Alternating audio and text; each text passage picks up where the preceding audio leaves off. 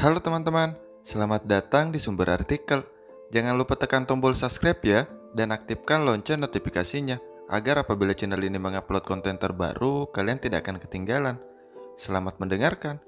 Novel Bidadari Tak Bersayap episode ke-9. Luna mengangguk-anggukkan kepalanya dan sepertinya dia memahami perkataan tantenya. Mudah-mudahan aja ya tante, biar Salsa bisa bahagia, katanya sambil tersenyum. Iya sayang, lanjut tantenya. Ya udah kalau gitu Luna pulang dulu ya tante. Iya sayang, hati-hati ya di jalan, kata tante Rena sambil tersenyum. Luna lalu melangkah keluar dari ruangan admin tersebut. Dia melangkahkan kakinya keluar minimarket dan menaiki mobilnya, meninggalkan minimarket tantenya yang menuju rumahnya.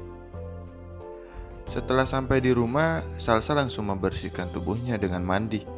Setelah mandi, dia melihat adiknya berada di ruang tamu sambil menonton TV. Salsa lalu duduk di samping adiknya. Nita menoleh dan tersenyum pada kakaknya itu. Tapi kemudian Nita menoleh lekat lagi ke wajah kakaknya yang berada di sampingnya yang sedang membaca majalah. Mbak, pipi Mbak kenapa merah dan kelihatan bengkak? Tanya Nita memandang kakaknya. Salsa kaget, adiknya bertanya seperti itu.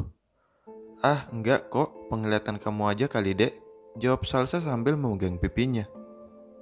Iya mbak, bengkak loh, itu memang enggak terlihat mbak karena ketutupan sama jilbab mbak, kata Nita lagi. Yang ini kadek, tanya Salsa sambil memegang pipinya sebelah kanan. Iya mbak, kata Nita sambil mengangguk dan memandang kakaknya minta penjelasan. Salsa tersenyum pada adiknya. Oh ini tadi di tempat kerja mbak.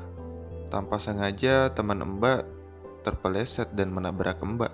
Karena mbak kurang keseimbangan jadi jatuh dan menimpa tumpukan buku tulis, kata Salsa panjang lebar menjelaskan pada adiknya. Oh gitu kan mbak, kira-kira ini mbak dipukul orang mbak, kata Nita langsung memperhatikan televisi lagi. Salsa memandangi adiknya. Salsa tidak ingin adiknya mengetahui tentang masalah di tempat dia bekerja. Memang masih terasa sakit bekas tamparan Nia tadi siang, karena Nia sangat keras menamparnya. Salsa tidak ingin adiknya memikirkan masalah yang ada dihadapinya.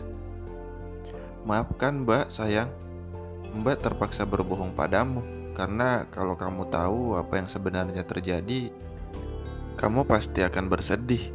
Mbak nggak akan mau melihat kamu bersedih, karena mbak sudah janji pada almarhum ayah dan bunda tidak akan membuat kamu sedih, gumamnya dalam hati. Air mata Salsa mau tumpah, namun ditahannya. Dia tidak mau adiknya tahu dia menangis.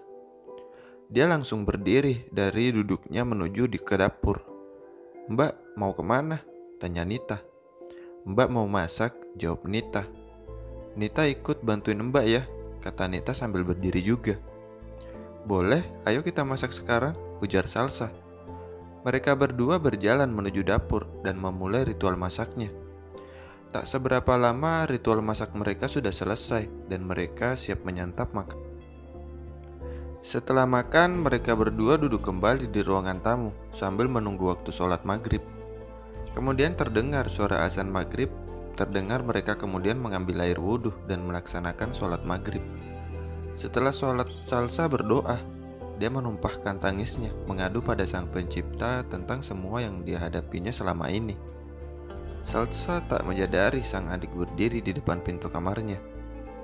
Mbak kenapa menangis? Tanya Nita berjalan menghampiri Salsa. Salsa menoleh ke arah adiknya. Ada apa mbak? Tanya Nita lagi. Gak ada apa-apa kok dek, mbak nangis karena mbak teringat dengan ayah bunda, jawab Salsa merangkul adiknya. Nita kemudian menangis dan memeluk kakaknya dengan erat. Mbak, kenapa hidup kita seperti ini ya mbak? Tanya Nita di sela tangisnya. Sayang, Allah tidak akan memberikan cobaan di luar batas kemampuan umatnya. Insya Allah kita bisa menjalaninya, jawab Salsa sambil menghapus air mata adiknya. Ya udah, ayo kita ngaji sama-sama, lanjut Salsa pada adiknya. Kemudian mereka mengaji bersama sampai waktunya sholat isya. Tak seberapa lama azan berkumandang, sholat isya mereka kemudian sholat bersama-sama. Setelah sholat, Salsa dan Nita menuju tempat tidur mereka masing-masing, sampai mereka tidurnya sangat larut dalam dunia mimpinya. Jonathan dan Derby keluar dari restoran yang dimana mereka telah bertemu dengan klien yang ketiga. Mereka menuju tempat parkiran restoran. Akhirnya selesai juga, kata Derby. Syukur juga sih, semuanya berjalan dengan lancar dan semuanya mau melakukan kerjasama dengan perusahaan kita. Lanjutnya lagi. Kamu mau ku antar kemana? Ke apartemenmu atau ke kantor mengambil mobilmu?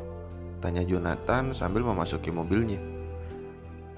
Ke apartemenku aja, Jo, karena aku sudah capek banget, jawab Derby. Jo melanjutkan mobilnya menuju apartemen Derby. Tapi kemudian Jo melihat mobil Rafael terparkir di sebuah restoran favorit Jo dan Cynthia dulu. Jo tiba-tiba menghentikan mobilnya, membuat Derby terkejut. Apa-apaan Jo, bikin orang kaget aja sih, kata Derby. Tapi Jo hanya diam dan memandang ke arah restoran itu, di mana Cynthia dan Rafael terlihat mesra.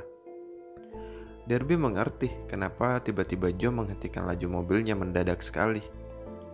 Jo, berhentilah memberi hati pada Cynthia yang tidak pernah berlaku hati-hati pada hatimu, kata Derby.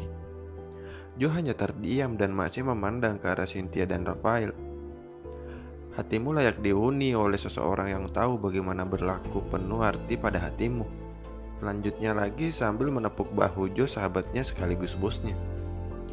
Jo langsung menoleh pada Derby dan mengangguk-anggukkan kepalanya seraya tersenyum. Jo lalu melajukan mobilnya lagi menuju arah yang dituju. Setelah sampai di depan apartemen, Jo langsung memarkirkan mobilnya di tempat parkir. Derby heran pada Jo, tidak biasanya bosnya ini memarkirkan mobilnya langsung. Biasanya dia hanya mengantarkan saja. Jangankan parkir, sehingga sebentar saja dia jarang. Bukan jarang lagi sih, tapi hampir gak pernah. Derby tahu Jo bagaimana sifatnya dan kelakuannya. Karena Jo memang jarang berkunjung langsung ke rumah teman-temannya kalau mau bertemu teman-teman selalu di luar. Udah, jangan bengong, buruan turun, kata Jo dengan nada perintah. Kenapa diparkir Jo? Tanya Derby bengong. Memangnya kenapa? Nggak boleh? Jo balik nanya pada Derby. Ya nggak juga sih, jawab Derby langsung turun dari mobil Jo. Apakah kamu nggak pulang Jo? Tanyanya lagi. Ngusir nih ceritanya, jawab Jo. Ya enggak lah, heran aja akunya, biasanya nggak pernah mampir, ujarnya. Aku boleh nginep di apartemenmu malam ini? Tanya Jo. Boleh dong bos, jawab Derby langsung berjalan masuk ke apartemen, diikuti Jonathan di sampingnya. Setelah sampai di kamar apartemennya, Derby mempersilahkan Jonathan masuk dan menyuruhnya duduk di sofa. Jonathan melangkah ke sofa dan langsung duduk di sofa yang ada di ruangan itu. Jo mengusap wajahnya dengan kasar dan menarik napasnya dengan pelan. Kemudian Derby membawa 2 gelas berisi teh manis hangat untuk keduanya. Nanti tante nyariin kamu loh bos, kata Derby sambil menyerahkan secangkir teh hangat. Udah aku kirimin pesan ke mama kalau aku malam ini mau nginep di tempat kamu, kata Jo sambil meminum teh bikinan Derby. Kenapa aku selalu merindukannya? Kata Jonathan langsung menyandarkan kepalanya di sandaran sofa. Cynthia? Tanya Derby. Jo mengangguk. Ayolah Jo, lupakan dia. Gadis seperti itu bukan gadis yang baik buat kamu. Kalau dia terbaik buat kamu, dia tidak akan pernah menolak diajak membina rumah tangga denganmu, ujar Derby panjang lebar. Entahlah Der, aku juga tidak tahu kenapa aku sulit move on darinya, kata Jo hampir tak terdengar. Bersambung. Terima kasih banyak telah mendengarkan sumber artikel ya. Dan jangan lupa tekan tombol subscribe dan aktifkan lonceng notifikasinya agar apabila channel ini mengupload konten terbaru ya kalian tidak akan ketinggalan. Dan kalian juga bisa memberikan komentar terbaik ya. Semoga komentarnya bisa tembus 100 komentar. Dan juga kalian bisa memberi suka atau like sampai mencapai 500 like ya. Ya semoga tercapai aja sih. Dan kemungkinan besar bulan depan akan ada giveaway ya. Jadi jangan sungkan-sungkan untuk memberi like beserta komentar kalian. Terima kasih banyak telah mendengarkan. Tunggu episode selanjutnya ya. Bye bye.